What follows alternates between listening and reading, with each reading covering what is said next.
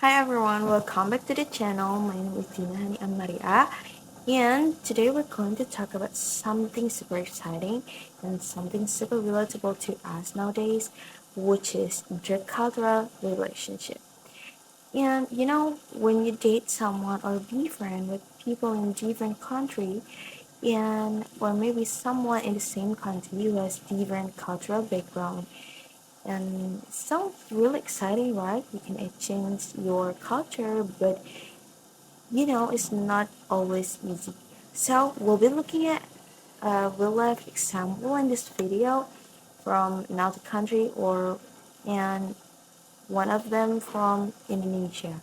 So let's see how people navigate love, friendship, identity across culture. So stay in this video and let's jump in.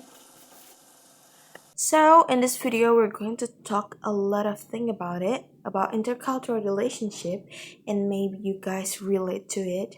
And before we start talk about it, like its benefits, its challenges, and anything about it, we have to know exactly what intercultural relationship is.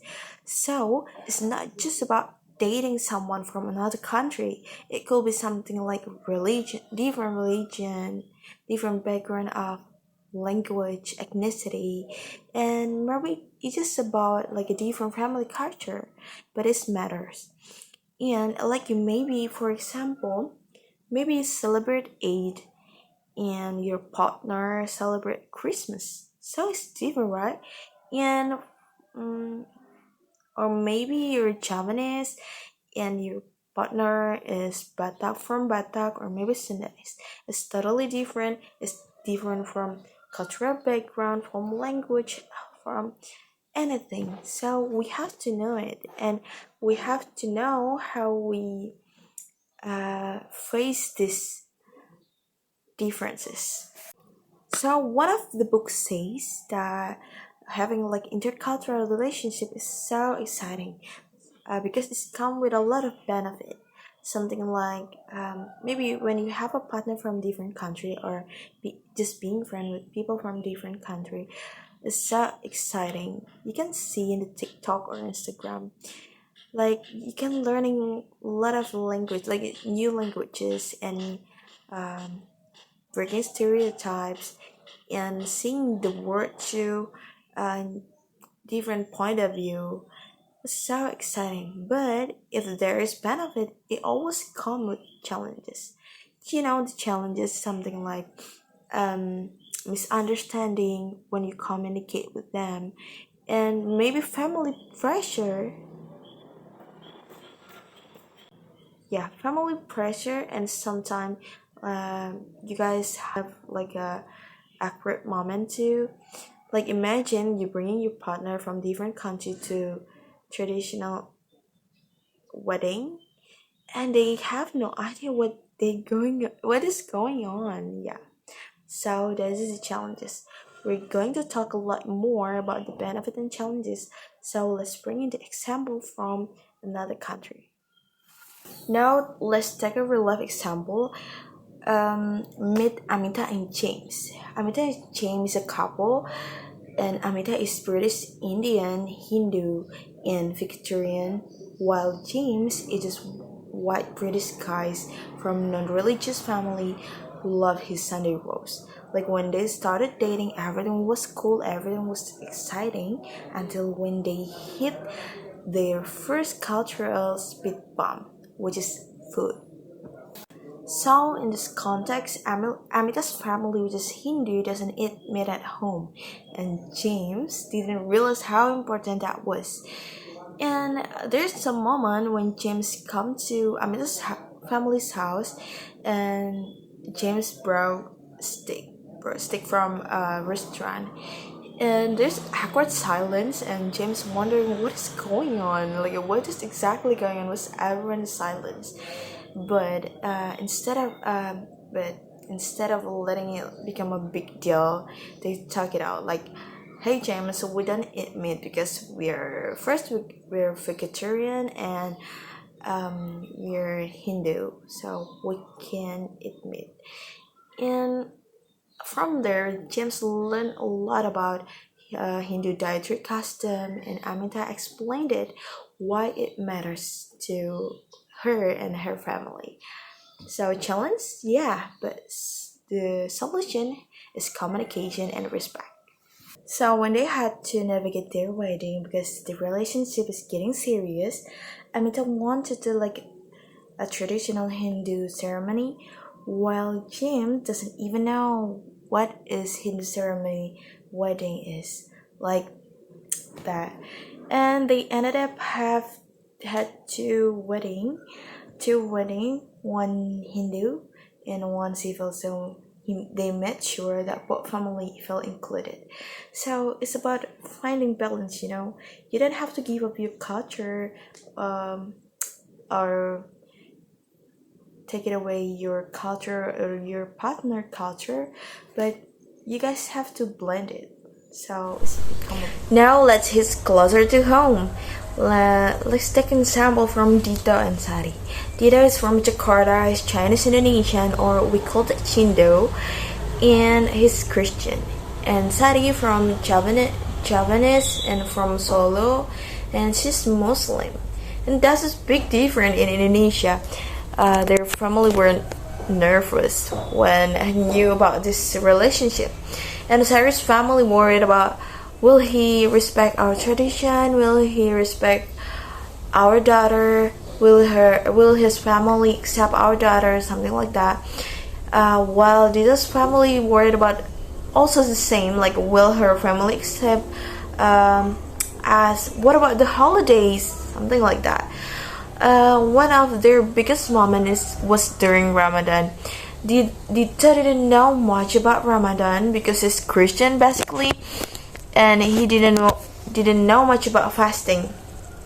But he want to try, like he want to learn because his partner is Muslim, so he want to support Sari, and he even woke up at sahur and woke her up, like calling her and like, Sari, you have to eat something. It's Ramadan, right? You have to eat something. This little gesture means a lot for Sari, of course. And another challenge is language. When did I speak Mandarin in Indonesia, right? And Sari speak Javanese in Indonesia. So it's totally different. When Dita come to Sari's house, and her whole family talk in Javanese, and Dita's have no clue what's going on, like what they talking about. Like I don't even understand what they talking about. And Sari know the situation, and he didn't understand what we're talking about, and Sari translated for Dito. And now Dito picked up like a basic Javanese, try and learn basic Javanese, and trying to say terima kasih instead of say terima kasih. Dito start learn how to say matur nuwun instead of say sorry or maaf. Dito start learn how to say ngapura, pangapuranes, something like that, like a pro. And the point is, it's not about changing who you are. It's about making a space for each other word, like understanding about each other word, or introducing. Yeah, that's the point. Next. Nah, dari cerita tersebut, dari cerita Dito dan Sari, Amita and James will learn a lot. And di situ ada proses psikologi dan budaya yang dalam banget, which di buku Beyond Language we call it cultural adjustment, dimana kita beradaptasi terhadap suatu budaya. Nah, adaptasi terhadap suatu budaya ini bukan hal-hal yang gampang dan bisa terjadi begitu saja. Ada beberapa tahapan yang harus kita lewati begitu, yang biasanya orang lewati.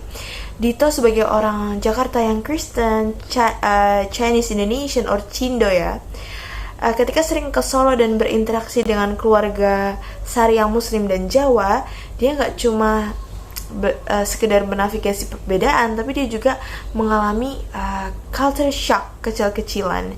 Misalnya cara komunikasi mereka, yang orang Solo itu biasanya kita kenal lembut orangnya, atau biasanya halus, pakai ada krama, ada ngoko, ada tingkatan-tingkatan bahasa yang nggak ada dalam bahasa Indonesia, right?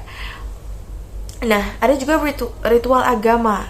Dito sering lihat kalau Sari ikut pengajian, atau ada beberapa perkumpulan keluarga yang ada, misalnya kita berdoa bersama, something like that, atau buka puasa bersama nih, itu kan juga nggak ada dalam culture-nya Chinese.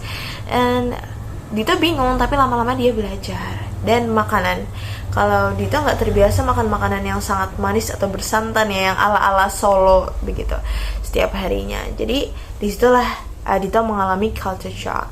Nah, menurut buku Beyond Language, we're gonna face some process, which is this culture adjustment process. There's a five step. I mean, the first one is honeymoon phase, which is when Dito is very excited when dia diajak ke acara Jawa, misalnya kayak kenduri, dimana Dito ini belum pernah ya ikut acara seperti itu. Foto-foto pakai belangkon, makan makanan tradisional Solo, itu Dito merasa sangat very very excited. And after that, Dito gonna face like culture shock, like we talked about in the previous, like mulai kewalahan nih si Dito karena terlalu sering ketemu keluarga besarnya. Kayak aku kok nggak paham ya mereka bicara apa, harus mengingat nama-nama. Kita kan we have different names, like Chinese and Japanese, of course we have a different names. Misalnya Sucipto sama Li Quan, itu kan beda ya. Jadi gimana si Dito remembering Japanese name is quite difficult for him. And the third step, we have initial adjustment. Jadi Dito ini mulai sedikit terbiasa. Jadi Dito udah bisa nih nyetir ke Solo sendiri, udah tahu jalannya ke Solo, and udah hafal beberapa kata Jawa seperti yang tadi kita bahas, matur nuwun or pangapurane, something like that. Jadi tahu juga kapan harus sungkem itu apa begitu. Nah, setelah ini tidak berhenti di sini, kita punya step keempat, yaitu mental isolation. Dimana Dito ini mulai kesepian kalau datang ke sana ke keluarganya Sari, kayak cuma aku sendiri ya yang nggak bisa bahasa Jawa, cuma aku sendiri ya nggak paham apa yang mereka omongin, seperti itu. Jadi dia mulai cerita ke temennya yang Jakarta. Mungkin waktu di rumah Sari dia teleponan sama yang temen Jakarta, seperti itu. Dan yang terakhir, we have acceptance integration, dimana akhirnya dia merasa nyaman, dia bisa nimbrung obrolan keluarga Sari, walaupun Dito ini belum bisa bahasa Jawa full itu, tapi Dito udah kayak merasa natural aja nimbrung begitu. Dan bahkan bantu siapin acara kayak kenduri, something like that. Nah, Sari juga mengalami hal yang serupa. Jadi intinya hubungan antara budaya itu seperti mini version of culture adjustment. Jadi intercultural relationship is a part of culture adjustment. Dimana kalau kita punya intercultural relationship, kita juga harus adjust terhadap budaya tersebut. So, whether it's an intercultural relationship or living abroad, the core lesson is the same. We learn to grow. Like cultural adjustments is like riding a roller coaster. Like sometimes it's up and sometimes it's down. But in the end, it's make us like a braver, like richer in experience. And if you're in intercultural relationship right now, or maybe living abroad right now in the other country, remember the first, don't be afraid to make mistake. Everyone make mistakes, so don't be afraid. Ask question. And the last one, respect the process. And for those who curious or maybe going through this right now, share your story in the comment below, and what is your biggest culture shock you've ever experienced. I would love to hear that. And thanks for watching. Don't forget to like, subscribe, and hit the bell if you want to, but I hope so, so you don't miss the next video. So we're going to make a lot of excited video in the future. So see you in the next video. I'm Dina. Bye bye.